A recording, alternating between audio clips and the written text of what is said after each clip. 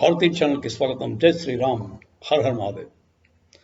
ఇరాన్కి ఇజ్రాయిల్కి జరుగుతున్న war. Iran వాడు Israel మీద అటాక్ ఇచ్చేప్పుడు 4-5 రోజులు అవుతుంది. రిటాలియేషన్ లేదు. ప్రస్తుతానికి ఇజ్రాయిల్ రియాక్ట్ అవ్వలేదు. ఇజ్రాయిల్ ఇంతకాలం ఆగింది అంటే ఏదో పెద్ద ప్లాన్ వేస్తుందని ఇరాన్ వాడు భయపడి చేస్తున్నాడు. కాకపోతే ఇజ్రాయిల్ ఏం చేస్తుందంటే వాడు అనుకున్న లక్ష్యం ఏదో ఉందో అది అంటే దారి మళ్ళించకుండా దాని మీద టార్గెట్ ఫోకస్ దాని మీద పెట్టాడు. ఫోకస్ దేని మీద పెట్టాడంటే హమాస్ తాలూకు టాప్ లీడర్షిప్స్ అంతా లేపేశాడు. ఇప్పుడు ఫస్ట్ ఇన్ కమాండ్ పోయాడు, సెకండ్ ఇన్ కమాండ్ పోయాడు, తర్వాత ఏమో వాళ్ళ లాంచింగ్ ప్యాడ్స్ ఉంటాయి కదా, మిసైల్ లాంచింగ్ ప్యాడ్స్ అవన్నీ కూడా లేపేశాడు. సో సిస్టమేటిక్గా బీరూట్ అదే లెబనాన్లో దాని క్యాపిటల్ అయిన బీరూట్లో కూడా టార్గెటెడ్ కిల్లింగ్స్ అండి. వాళ్ళ బీరూట్లో వాళ్ళ పార్లమెంట్ భవనానికి కిలోమీటర్ దూరంలో ఉన్న అండర్ గ్రౌండ్ బంకర్స్ని వాటిని ధ్వంసం చేశాడు. దాంట్లో ఒక అమ్మ ఉంటే చంపేశాడు. సో అంత యాక్యురసీ తోటి ఎలా అటాక్ ఇస్తున్నాడు, వాడికి ఎలా తెలిసిపోయింది పిన్ పాయింటెడ్గా అక్కడ ఉంటున్నారని. బీరూట్ పట్టణం మహానగరం, అక్కడ మీకు పార్లమెంట్ హౌస్ ఉంది, దానికి అంటే ఒక కోసంత దూరంలో ఎలా చేయగలిగాడు అంటే వాళ్ళ మిసైల్స్ యొక్క యాక్యురసీ అంత బాగుంది. అట్ ద సేమ్ టైం వాళ్ళ ఇన్ఫర్మేషన్ కూడా కరెక్ట్గా ఉంది. ఇన్ఫర్మేషన్ ఎక్కడి నుంచి వస్తుంది?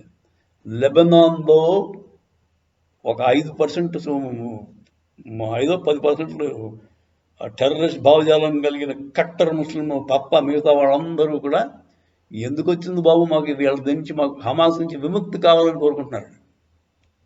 సో ప్రజల్లోంచే వస్తుంది information. Same situation Iran. Ayatollah Khamenei గాడు వాడు సొంత మనుషుల్ని నమ్మడాడు. వాళ్ళు ప్రజలందరూ కూడా against Khamenei and Islamic rule. So ఇప్పుడు ఈ అక్టోబర్ 7th రేపు, అక్టోబర్ 7th లాస్ట్ ఇయర్న మీకు తెలుసు కదా ఘాతకం చేశారు హమాస్ వాళ్ళు ఇజ్రాయెల్ మీద. దాని యానివర్సరీ కింద రిటాలియేషన్ గట్టిగా ఉండబోతుందేమో అనుకుంటున్నారు ప్రజలు. ఈ అక్టోబర్ 7th రేపు సోమవారం ఇజ్రాయెల్ ఇరాన్ మీద మేజర్ దాడులు చేయబోతోందా అని అనుమానాలు ఉన్నాయి.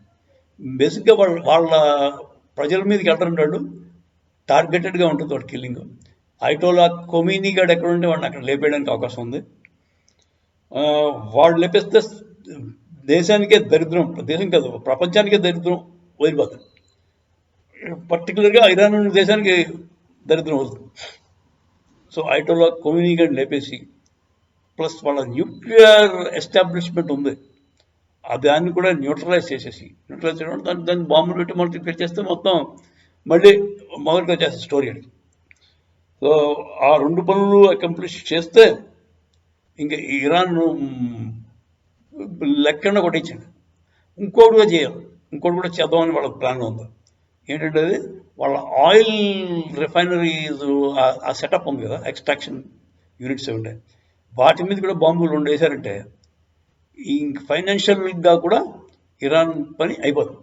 వాడు మళ్ళీ దాన్ని మళ్ళీ రీకూప్ చేసుకుని మళ్ళీ కొత్తగా పెట్టుకోవాలంటే ఒక 2-3 ఏళ్ళు పట్టేస్తుంది. ఇంకా మిగతా పనులు చేయాలంటే టెర్రరిజం వైపు వాడు ఆలోచించే ప్రసక్తి ఉండదు, ఇజ్రాయెల్ గురించి ఆలోచించే ప్రసక్తి ఉండదు. సో ఇజ్రాయెల్ వాడు తెలివితేటలుగా వాళ్ళు ఏం చేస్తారంటే he will keep Iran busy అనమాట ఫర్ ద నెక్స్ట్ 2-3 years. మళ్ళీ న్యూక్లియర్ అంబిషన్స్ లేకుండా, తర్వాత టెర్రరిస్ట్ ఐడియాలు రాకుండా, ఫండింగ్ హమాస్కి హౌతీలకి అలాంటి వాళ్ళకి ఫండింగ్ చేయకుండా వాళ్ళ మూలాలని రూట్స్ని కట్ చేస్తారు. అంటే ఆయిల్ ఎక్కడైతే ఎక్స్ట్రాక్ట్ అవుతుందో వాటి మీద 2 బాంబులు వేస్తాడు. తర్వాత ఏమో న్యూక్లియర్ ఎస్టాబ్లిష్మెంట్ అంతా పేర్చి పారేస్తాడు.